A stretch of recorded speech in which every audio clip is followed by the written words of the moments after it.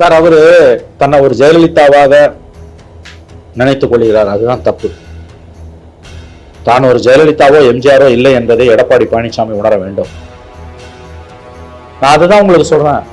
TTV வெளியில போயிட்டாரு, TTV உள்ள சேர்த்துக்கோங்க நான் சொல்லல, ஓபிஎஸ் உள்ள சேர்த்துக்கோங்கன்னு சொல்றேன். ஓபிஎஸ் உள்ள சேர்த்துக்கிட்டு டிடிவியோட அலைன்ஸ் வச்சுக்கோங்க. ஏன்னா 2021லயே நம்ம பேசியிருக்கோம், டிடிவி 10 சீட்டு கொடுத்திருந்தா அமித்ஷா 10 சீட்டு கொடுனாரு, இவர் கொடுக்கல. டிடிவியால 23 சீட் அதிமுக தோக்குதுங்க. அந்த 23 இருந்ததுன்னா 66 + 23 கெமிஸ்ட்ரி மட்டும் இல்ல, மேக்ஸ் மட்டும் இல்ல, கெமிஸ்ட்ரியும் ஒர்க் அவுட் ஆயிருக்கும். 90 சீட்டு மேல வந்திருப்பாங்க. திமுக தனி மெஜாரிட்டியே கிடைக்காம போயிருக்கும். டிடிவியால தான் அதிமுக 66 சீட்டு 30 சீட்டு கிட்டத்தட்ட 23 சீட்ல தோல்வியை தழுவுது. திமுகவுக்கு தனி மெஜாரிட்டி கிடைப்பதற்கு டிடிவி ஒரு காரணம். பிகாஸ் அவர் ஏடிஎம்கே ஓட்ட உடைச்சாரு. நீங்க இந்த பார்லிமெண்ட் எலெக்ஷன் வச்சு அசம்பிளி இடப்படாதீங்க, நான் ஒப்புக்கொள்கிறேன். ஆனால் இன்னைக்கு அதிமுக போய் கொண்டிருக்கிற பாதை ஆபத்தானது. இன்னொன்னு, அதிமுக வாக்கு வங்கியில ஒரு குறிப்பிட்ட சதவீதம் பிஜேபிக்கும் நாம் தமிழருக்கும் போக ஆரம்பிச்சிருச்சு. இதுதான் இதுல ரொம்ப ஆபத்தானது.